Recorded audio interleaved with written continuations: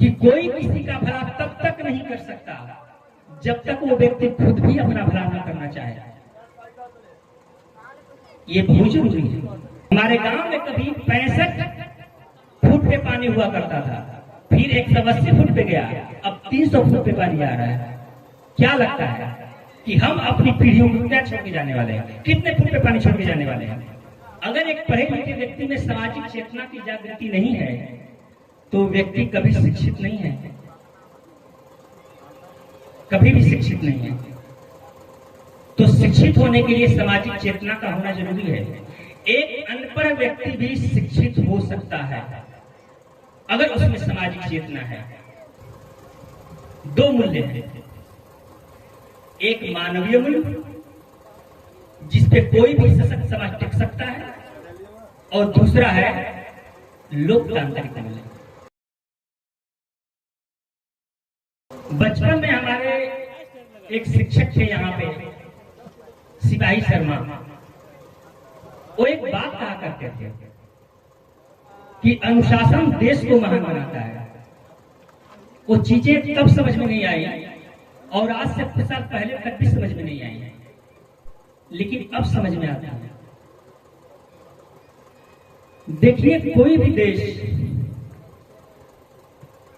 महान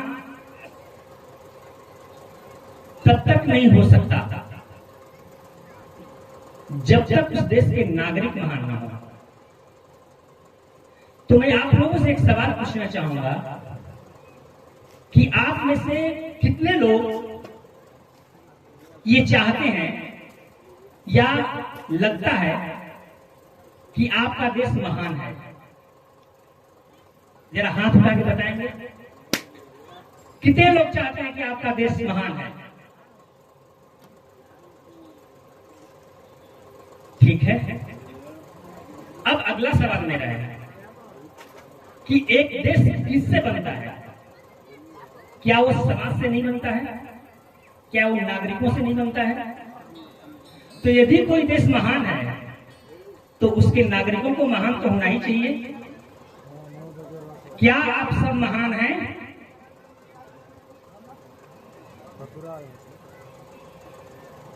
क्या आप सब महान हैं? और यदि नहीं तो इस गलतफहमी में हमें नहीं रहना चाहिए। हमारा देश तभी महान हो सकता है, हमारा समाज तभी महान हो सकता है जब उस देश और समाज का हर सदस्य महानता को प्राप्त करे।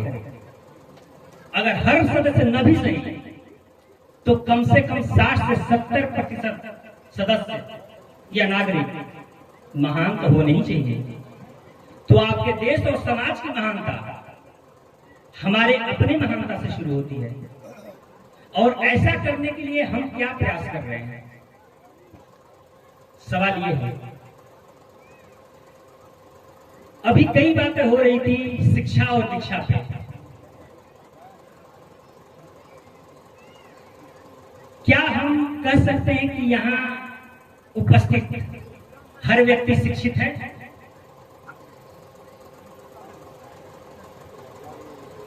मैं नहीं कह सकता।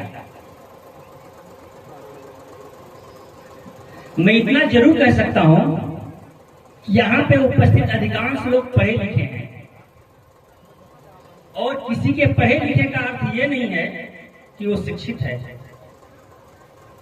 ये हमें जानना है। तो सवाल होता है शिक्षित कौन होता है? अगर हर पढ़ा लिखा शिक्षित नहीं हो सकता तो शिक्षित होने की परिभाषा क्या है? देखिए, पढ़ लिख जाने से हम अपने पढ़ लिख जाने से हम अपनी जरूरतों को पूरी कर सकते हैं। केवल इतना ही है। हम अपने व्यक्तित्व का विकास कर सकते हैं, लेकिन शिक्षित होने का अर्थ यह है कि हमारे अंदर एक सामाजिक चेतना की जागृति हो। अगर एक पढ़े लिखे व्यक्ति में सामाजिक चेतना की जागृति नहीं है तो व्यक्ति कभी शिक्षित नहीं है, कभी भी शिक्षित नहीं है। तो शिक्षित होने के लिए सामाजिक चेतना का होना जरूरी है। एक अनपढ़ व्यक्ति भी शिक्षित हो सकता है अगर उसमें सामाजिक चेतना है, और एक पढ़ा लिखा व्यक्ति भी अशिक्षित हो सकता है यदि उसमें सामाजिक चेतना नहीं है। लेकिन अगर एक पढ़ा लिखा व्यक्ति, एक पढ़े लिखे व्यक्ति में सामाजिक चेतना है तो वो सुशिक्षित है और वाकई वो एक सही देश और समाज का निर्माण कर सकता है। मैं पेशे से इंजीनियर हूं, मेरा काम ही है निर्माण करना। कुछ लोग गलतफहमी में होते हैं कि एक इंजीनियर का काम मशीन का निर्माण करना होता है, पुल का निर्माण करता हो, बिल्डिंग का निर्माण करना होता है। नहीं, एक इंजीनियर का काम केवल निर्माण करना होता है, चाहे वो समाज का निर्माण करना हो, चाहे वो देश का निर्माण करना हो, चाहे एक व्यक्ति का निर्माण करना हो। इसकी परिभाषा बहुत बड़ी है।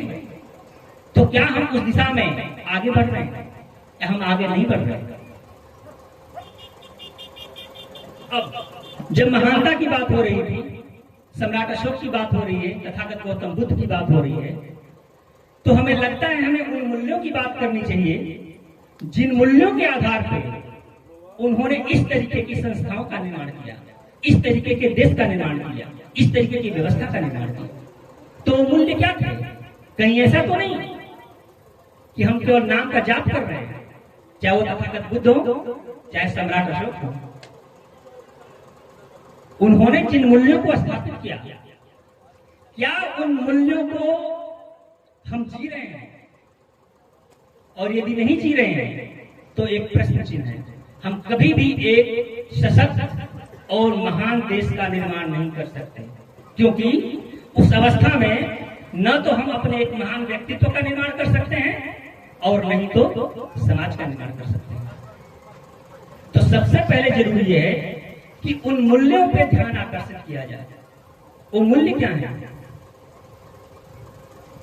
दो मूल्य हैं, एक मानवीय मूल्य जिसपे कोई भी सशक्त समाज टिक सकता है, और दूसरा है लोकतांत्रिक मूल्य। मानवीय मूल्य लोगों की अपनी विरासत है, उस विरासत को कोई छीन नहीं सकता। क्या है मानवीय मूल्य? जो तथागत बुद्ध ने बताए, चार है: प्रज्ञा, शील, करुणा और मैत्री। लेकिन क्या हमारे साथियों को, हमारे बुजुर्गों को, हमारे भाई बंधुओं को इन चारों का अर्थ पता है?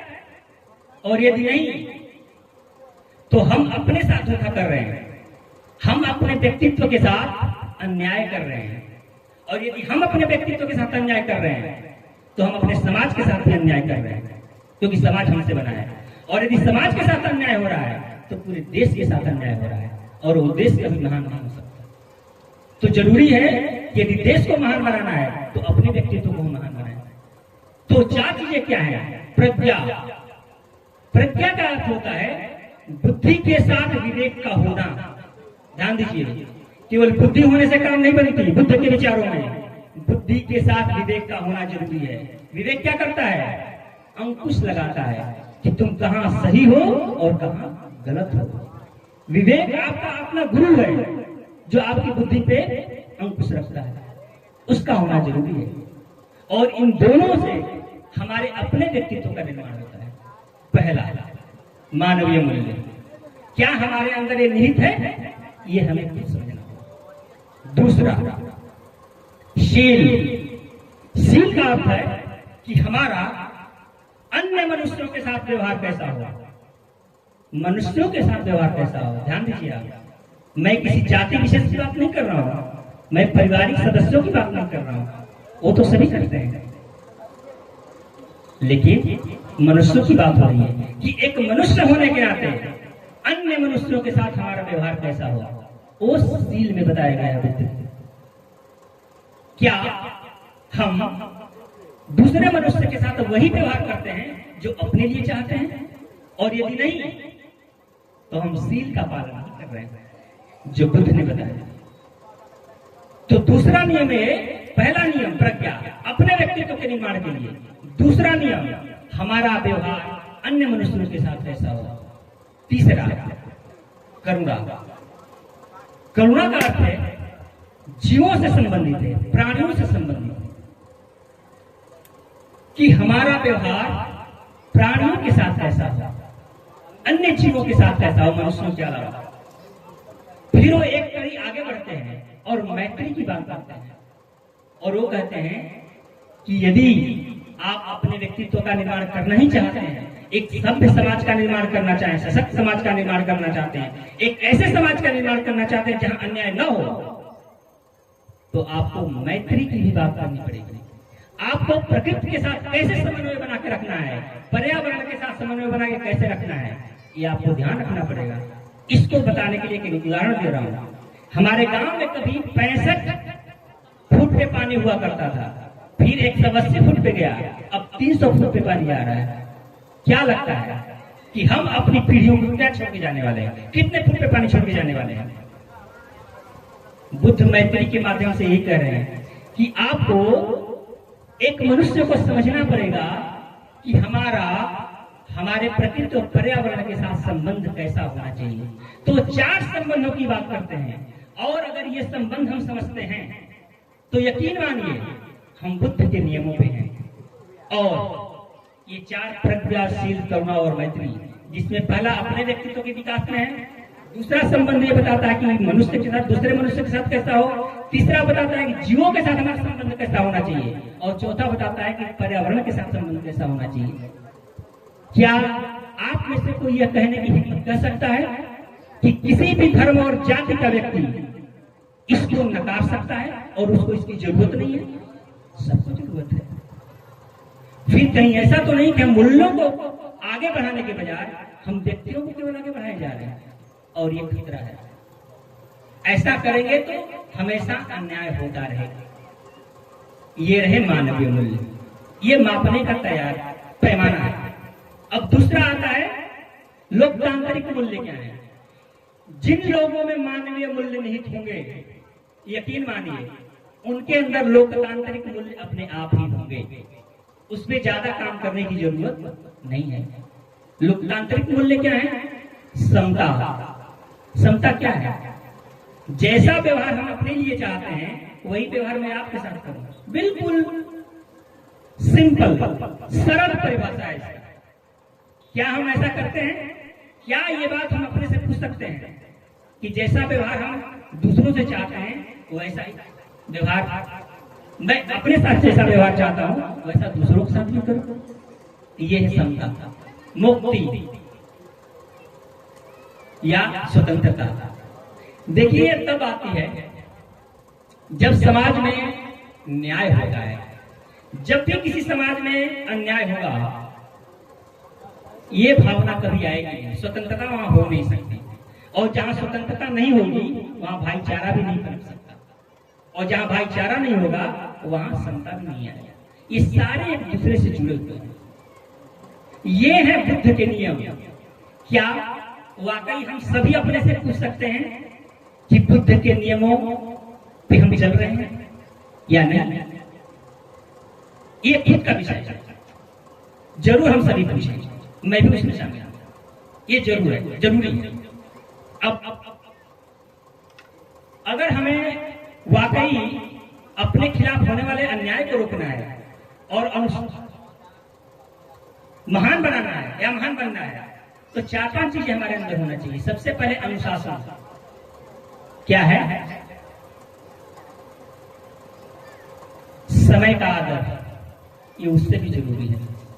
जब भी हम कोई काम करने जा रहे हैं, योजनाबद्ध करना, ये बहुत जरूरी चीज है जो हर रोज वो प्रैक्टिस में लाना चाहिए, अभ्यास में लाना चाहिए। क्या हम ला रहे हैं? हम समय का वाकई आदर करते हैं? हम अनुशासन में हैं? तो जिस दिन हम मानवीय मूल्यों को विकसित करेंगे, सोचना शुरू करेंगे, लोकतांत्रिक मूल्यों का आदर करेंगे, चीजें अपने आप बदलती हुई चली जाएंगी और अपने आप ताकतवर लोग होते चले जाएंगे। क्योंकि जब भी आप कमजोर होंगे आप पे अन्याय होगा, सीधी सी बात है। आप देखिए, जो कमजोर और अकेला प्राणी होता है, जानवर होता है जंगलों में, वही किसी का शिकार बनता है। जो अकेला और कमजोर हो इससे हम सबको बाहर निकलना है और अपने लोगों को भी बाहर निकलना है। लेकिन इस बात का ध्यान रखना है कि कोई किसी का भला तब तक नहीं कर सकता जब तक वो व्यक्ति खुद भी अपना भला न करना चाहे। ये बहुत जरूरी है, नहीं कर सकते। इसलिए लोगों को शामिल करना जरूरी है, जिसके लिए हम काम कर रहे हैं। तो इन्हीं शब्दों के साथ मैं अपनी वाणी को विराम देता हूँ। कहने को बहुत कुछ है, लेकिन समय इजाजत नहीं देता। कभी हम और बात करेंगे इन सब चीजों को लेकर। Thank you very much.